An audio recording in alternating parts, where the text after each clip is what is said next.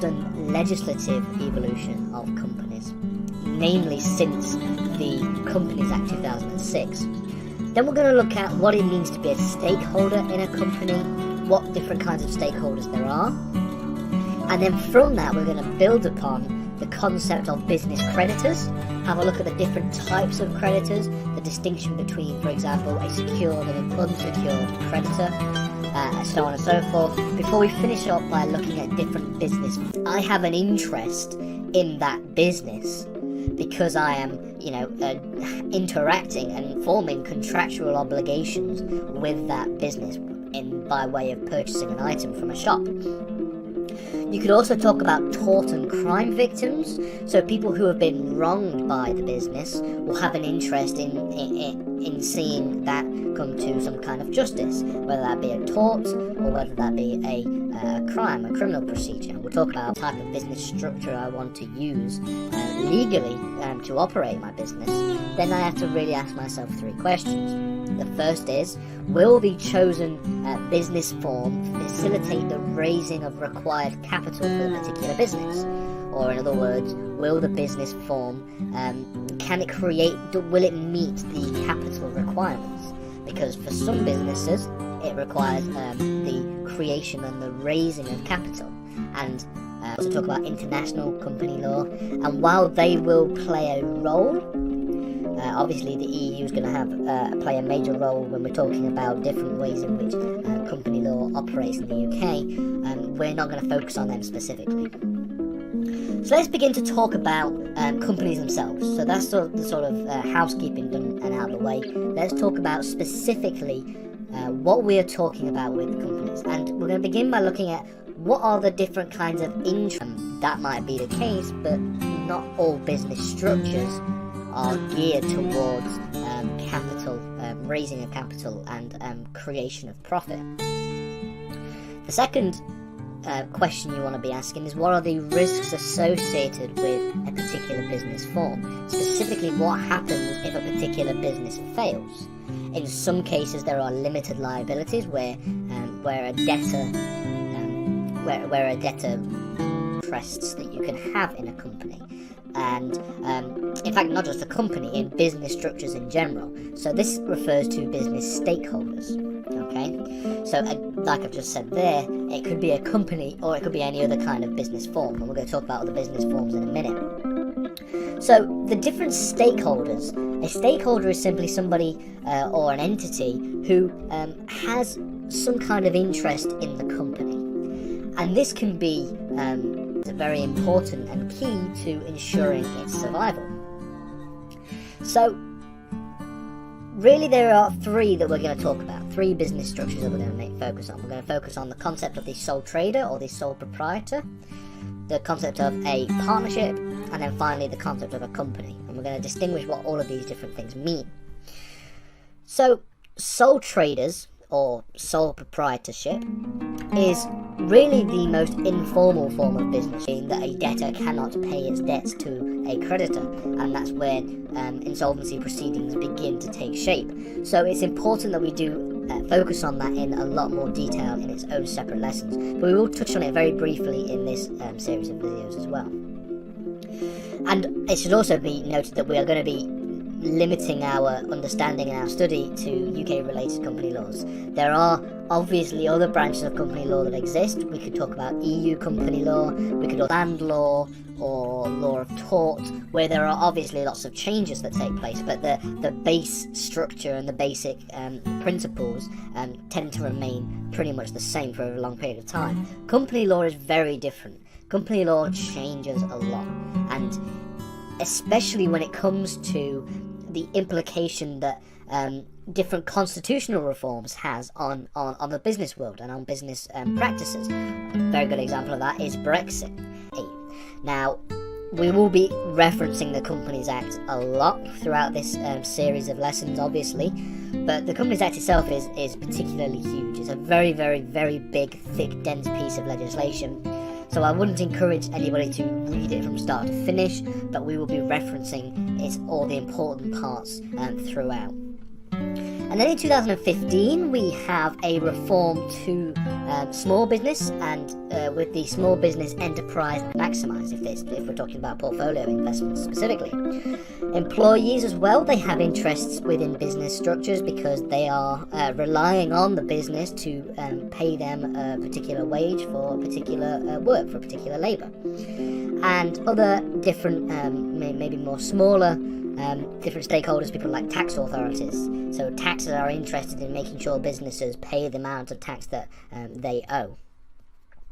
And so really we can, an Employment Act 2015, then we start to see the larger reforms that took place, specifically in response to particularly the COVID-19 pandemic.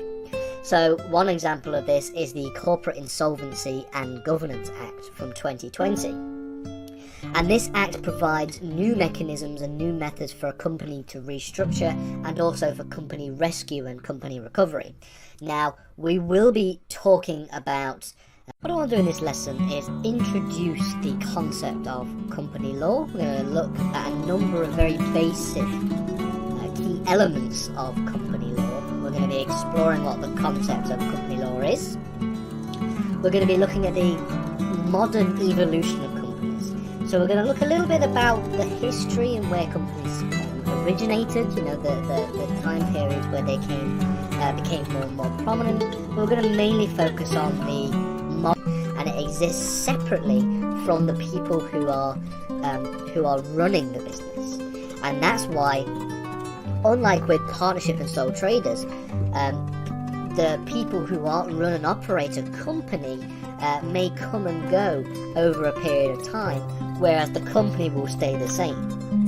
You cannot say the same for a sole trader or a partnership. If somebody decides to retire from a partnership, or if they're a sole trader and they decide to retire, the structure, it does not require any formal registration. There is no need for any kind of incorporation of the business structure. There is no formal business structure that is required.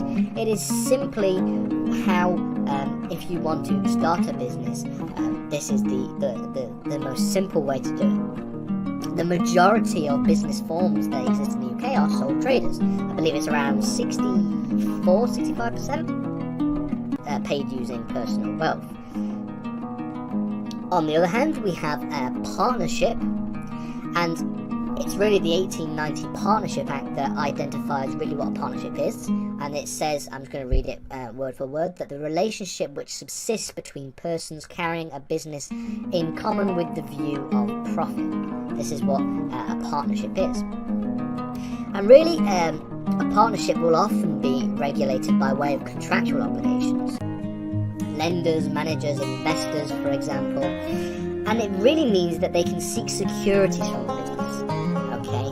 Whereby if their interests or their issuance of a credit product, are unable to be secured, then the business will have. Then there is a certain consequence from the business, and that is in the form of securities. By contrast, on the other side of the corporate insolvency and bankruptcy law in this series of videos, but what I want to do specifically is focus on them in more detail in their own series of lessons, because technically corporate insolvency law is different to company law. It relates to business practices and it relates to companies, but corporate insolvency is a very specific environment that takes place after a number of things happen, and the main one being, so it's again it's a very informal way of operating business practices in the United Kingdom. It's very similar to a sole trader, except in the sense that there are more than one of you, but at the same time there is no need for incorporation or anything like that. And like it says here, a partnership may be regulated using contractual obligations. So for example, if you enter into a contract, and this doesn't necessarily have to be a written contract, okay, forms. So we're going to look at what the kind of business forms we can have and what they're useful for and what they're not useful for in some cases. Because there is a difference between company law and there's a difference between that and business law. because company is a form of business, it's a business structure, but it isn't the only form of business structure that exists. So what's the first question? The first question is, what is a company? And it's really a good place to requirements for the business to take shape. And a very good example of that would maybe be a bank. A bank often offers business loans to individuals who are wishing to start a business, and these are the people that infuse the business with a certain amount of capital to be able to get off the ground. You also have customers and clients. So if I go and walk into a shop, I'm going to purchase an item from a shop. Corporate manslaughter as well. You also have the various people that own some kind of shares in a particular business, or just some kind of interest in terms of investing within the business, owning the business, or being partners within a business. And so these people obviously have a stake in seeing the company or the business do very well, because they want to see their profits. This can be on the one hand a secured interest, which we'll talk about in a little minute, and it could also be an unsecured interest. It could be an interest that is a strong interest and a weaker interest, and you can probably pick and choose which ones fall into the sort of strong and weak distinction when we go through this list. So one such stakeholders in a company or a business are lenders, and these are the people that maybe provide the capital, and the sole tradership that exists wouldn't exist anymore because it's directly connected to the person operating the trades. It's also, companies are also heavily regulated through a number of pieces of legislation. We've already mentioned them, a number of them here today. We've got mainly the Companies Act 2006, we have the Insolvency Act 1986 for if a company becomes insolvent, and we also have things like when we're referring to with another individual with the intention to carry on business with the common view of profit, then it's that contract that will generally regulate the partnership and will be the source of operations for how the partnership works.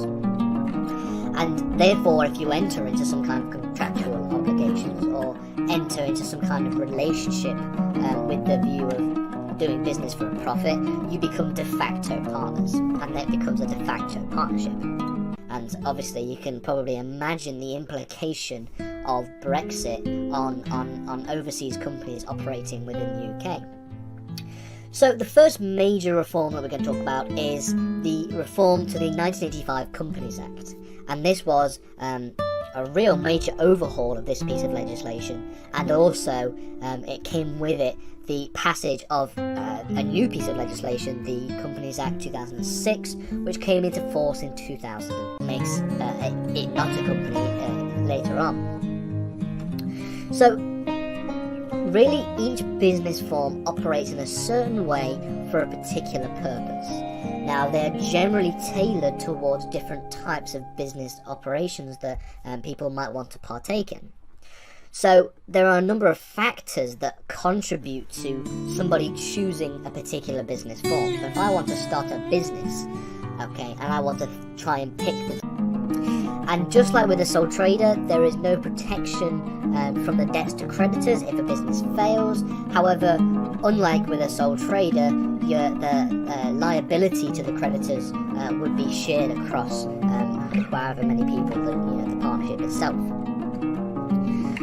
So finally, let's look at the main one we want to talk about, and this is a company. Okay.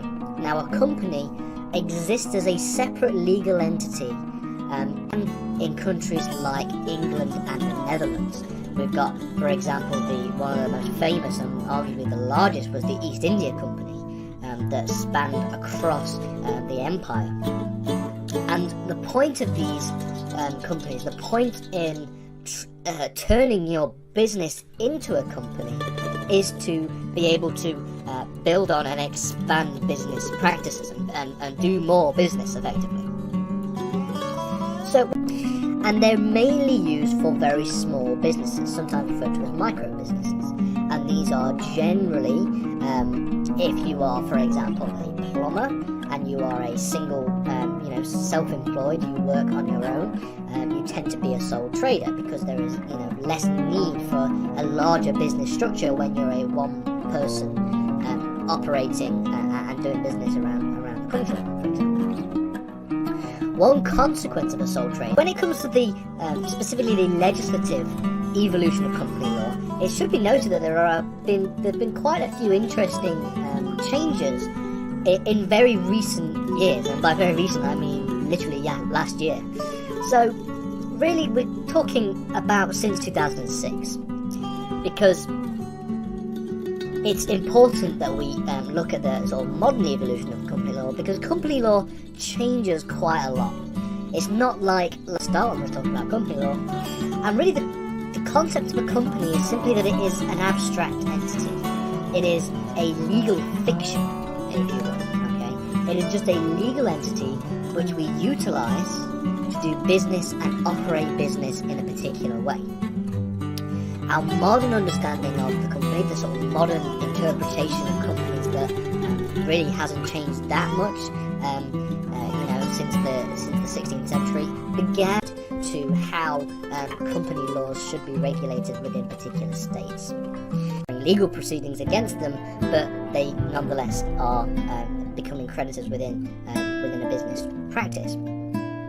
We can also divide creditors between strong creditors and weak creditors, and really strong creditors include those that have a stronger position within the business, maybe have stronger leverage within the business. For example, banks and other lenders will tend to have a stronger position within a business because they have provided a certain amount of creditors, and these are secured and unsecured creditors.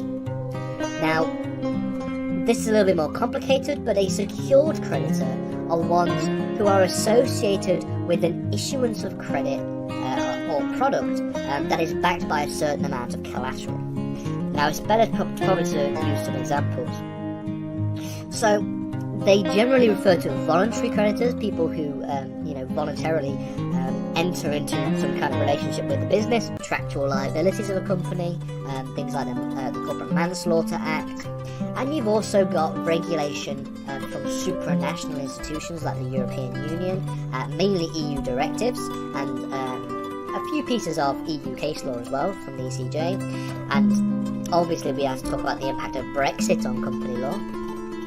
And then you've also got a number of international law regulations that seem to act as sometimes more of a guide. And an example of a voluntary creditor would be something like a lender in a bank. So a lender in a bank voluntarily, provides a certain amount of capital for a particular business.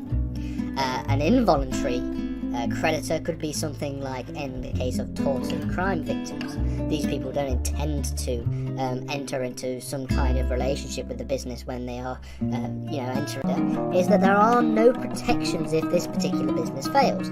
So if you incur debts throughout the operation of your business, which is something that generally happens all the time, it's a natural part of business, you incur debts. Well then, if you are unable to pay said debts, you cannot have those debts written off in the form of bankruptcy proceedings. You'd have to pay that out yourself. So debts to creditors would have to be used. With that being said, let's look at business forms, different business structures that exist in the UK, specifically three main ones, and then we'll refer to really the pros and cons of each one. So, really, this doesn't necessarily have to refer to a company. In fact, spoiler alert, a company is one of the business forms. The other two do not exist as a company, and we'll distinguish between what makes a company and what capital, and that is then owed back to the banks, usually at an increased rate with interest. On the other hand, you have people like customers who tend to be weaker creditors. They have less of a position within the business. They're not as integrated within the business if you're simply just purchasing a good or service from the business. And then we've got the final way in which we characterize credit from the particular individual or individuals who are establishing it. So it means in order for a company to exist, there has to be a process of incorporation, and this process is a way in which a company exists legally as its own separate person within law. In the UK, this is done at Companies House, and so a company is really a business form that has undergone the process of incorporation. An unsecured creditor is one that doesn't have any collateral within its crediting when it acts as a creditor with a business. And really, in other words, effectively, a secured creditor holds a line on its debtor's property. Now, we're going to talk about this in a later lesson, so don't worry about not understanding it too much yet. But the distinction between secured and unsecured creditors generally is probably the most complex of the different ways in which we can distinguish creditors in a business. Come to a near endless list of different kinds of stakeholders that we can identify within a business. But how would we identify the different types of stakeholders? And this is why we look at things like creditors. Now, a creditor is simply somebody or an entity who has entered into business with a company. So this can be either voluntarily or involuntarily. Requires where a debtor has less liability to pay off the debts of the particular business, but in some cases the debts may have to be paid out using personal finances. And so you have to really ask yourself, what are the risks associated with this business structure? And the final question you would ask is, does this business form provide for the most efficient organizational structure? Because organizing a business is